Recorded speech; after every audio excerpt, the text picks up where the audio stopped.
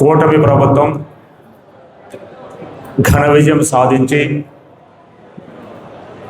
2 సంవత్సరాలు పూర్తి చేసుకొని ప్రభుత్వం ఏర్పాటు చేసి ఏదైతే సూపర్ 6 పథకాలు సూపర్ హిట్ అయినాయో ఈ సందర్భంగా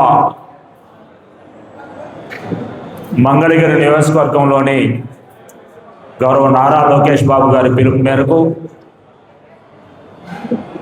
పెదవడ్లపూడి గ్రామంలోని వై గార్డెన్స్లో ఈ కార్యక్రమాన్ని ఏర్పాటు చేసుకోవడం జరిగింది. ఈ కార్యక్రమంలో పాల్గొని వేదిక మీద ఆసీనున్నటువంటి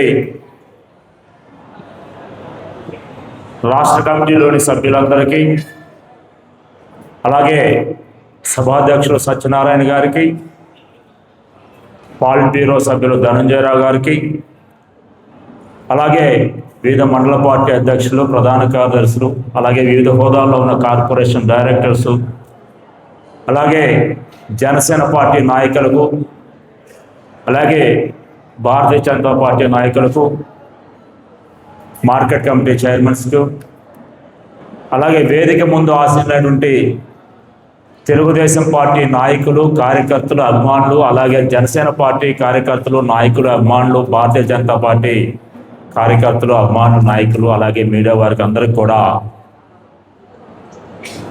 నా నమస్కారాలు. అందరికీ తెలిసి ఈనాటి కార్యక్రమం యొక్క ముఖ్య ఉద్దేశం గౌరవ తెలుగుదేశం పార్టీ జాతీయ అధ్యక్షులు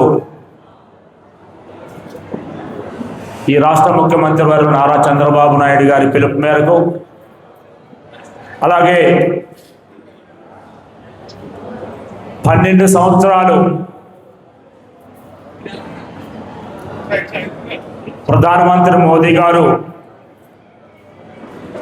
విజయవంతంగా తన పరిపాలన భారతదేశంలో అందించారు. అలాగే జనసేన పార్టీ అధ్యక్షులు పవన్ కళ్యాణ్ గారు, ఈ రాష్ట్ర ఉప ముఖ్యమంత్రి వర్యులు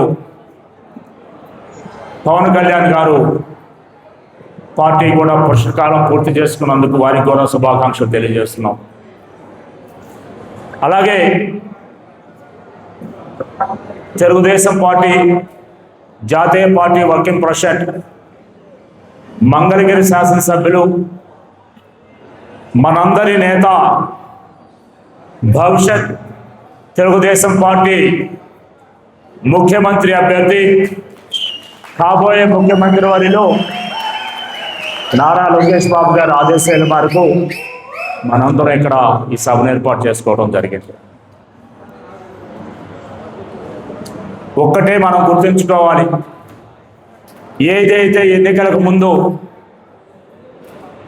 గౌరవ చంద్రబాబు నాయుడు గారు, ప్రధానమంత్రి మోదీ గారు, పవన్ కళ్యాణ్ గారు, నారా లోకేష్ బాబు గారు 3 పార్టీలు కూడా కూటమి ప్రభుత్వంగా ఏర్పడి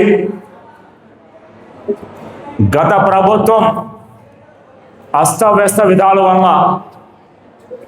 ఈ రాష్ట్రంలో ఒక అరాచక పరిపాలన జరిగింది. అన్ని వ్యవస్థలు విధ్వంసమైనాయి. ముఖ్యంగా విద్యార్థి, యువత, మహిళలు, ఉద్యోగస్తులు, రైతులు,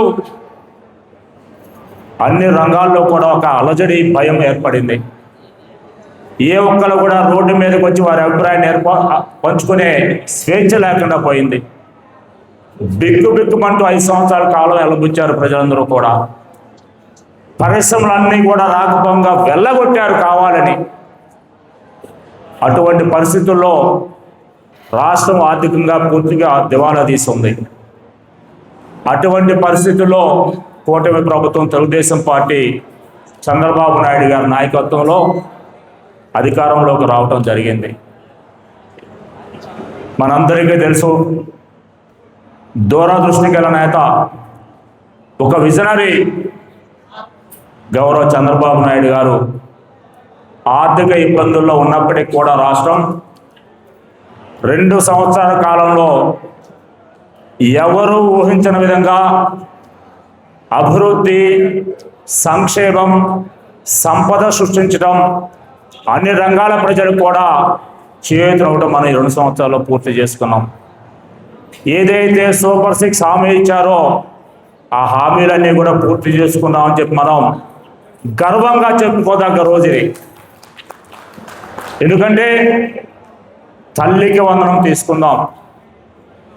ఎంతమంది పిల్లలు మన ఇంట్లో చదువుకుంటే వారందరికీ కూడా ప్రభుత్వమే ప్రతి సంవత్సరం ప్రతి పిల్లవాడికి ప్రతి పిల్లకి 15,000 రూపాయలు అందజేస్తుంది అని చెప్పి హామీ ఇవ్వటం జరిగింది.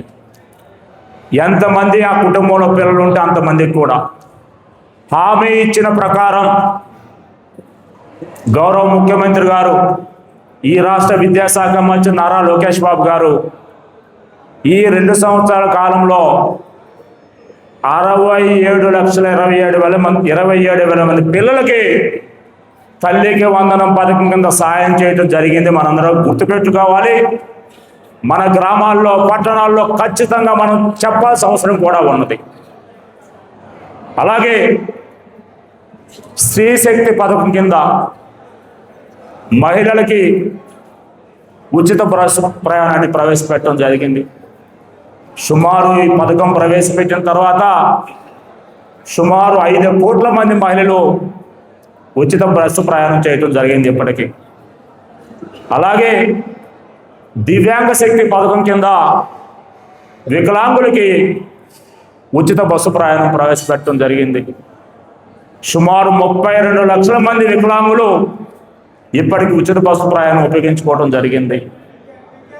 అలాగే మహిళలకి గతంలోనే దీపవన్ పథకం కింద చంద్రబాబు నాయుడు గారు సిలిండర్లు అలాగే స్టవ్స్ అందజేయడం జరిగింది. మరలా 24 అధికారంలోకి వచ్చిన తర్వాత ప్రతి కుటుంబానికి సంవత్సరానికి 3 ఉచిత సిలిండర్లు అందజేయడం జరిగింది. అంటే ఈ 2 సంవత్సరాల కాలంలో కూడా పథకం ప్రవేశపెట్టిన తర్వాత ప్రతి ఒక్క కుటుంబానికి ప్రతి సంవత్సరానికి కూడా 3 సిలిండర్లు అందజేయడం జరిగింది. అలాగే అన్నదాత సుఖీభావ పథకం కింద 3 విడతలుగా ఇప్పటికి రైతులకు మనం ఆర్థిక సాయం, ఆర్థిక భరోసా అందించడం జరిగింది. దాదాపుగా 9,000 కోట్ల రూపాయలు ఇప్పటికి రైతులకు మనం అందించడం జరిగింది. అలాగే అన్నిటికంటే గొప్ప విషయం మనం చర్చించుకోవాల్సింది, ప్రజలకు తెలియాల్సింది, సామాజిక భద్రతా పెన్షన్స్ భారతదేశంలో ఎక్కడా లేని విధంగా స్వర్గీయ ఎన్టీ రామారావు గారు మొట్టమొదటిసారిగా ఈ దేశంలో సామాజిక భద్రతా పెన్షన్ ప్రవేశపెడితే దాన్ని చంద్రబాబు నాయుడు గారు దపదపాలుగా పెంచుకోవడం జరిగింది.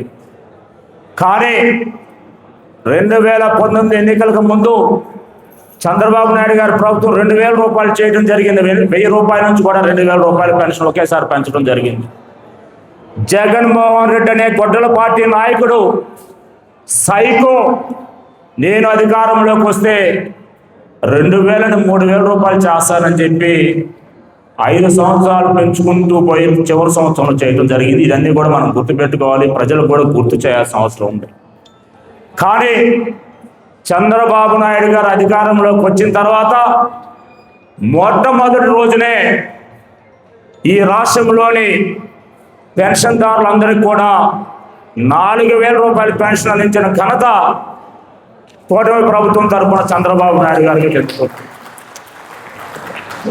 4,000 మాత్రమే కాదు, 6,000 కొంతమందికి ఇస్తున్నారు వికలాంగులకి. పూర్తిగా బెడ్డెడ్ అయిన వాళ్ళకి 15,000 రూపాయలు కూడా అందిస్తున్నారు. ఒక్క సామాజిక భద్రతా పెన్షన్లకే ఇప్పటికీ 65,000 కోట్ల రూపాయలు వెచ్చించిన ఘనత కూటమి ప్రభుత్వం చంద్రబాబు నాయుడు గారికే చెందుతుంది. భారతదేశంలో ఇంతకు ముందు ఇక ముందు ఇప్పుడు ఎవ్వరు ఇవ్వలేని ఘనత సామాజిక భద్రతా పెన్షన్లకి చంద్రబాబు నాయుడు కూటమి ప్రభుత్వం కేటాయించడం జరిగింది. అలాగే ఆటో డ్రైవర్లను ఆదుకోవడం జరిగింది, మత్స్యకారులను ఆదుకోవడం జరిగింది. నిన్ననే ముస్లిం పేద విద్యార్థులకు ఒక పథకాన్ని ప్రవేశపెట్టి వారి ఎడ్యుకేషన్ కూడా భవిష్యత్ భరోసాకి నిధులు వెచ్చించడం జరిగింది.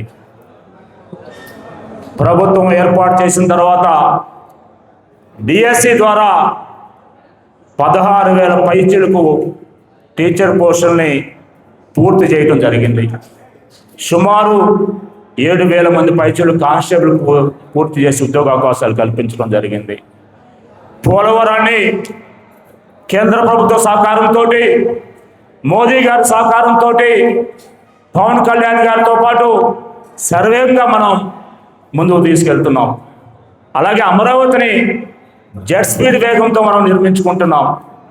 రాయలసీమలో అనేక పరిశ్రమలు, హార్టికల్చర్ హబ్, తిరుపతిలో హార్డ్వేర్ పరిశ్రమలు, ఇలా చెప్పుకుంటూ పోతే అభివృద్ధి, సంక్షేమం, సంపద సృష్టిలో ఈ రాష్ట్రం భారతదేశంలోనే ముందుంది.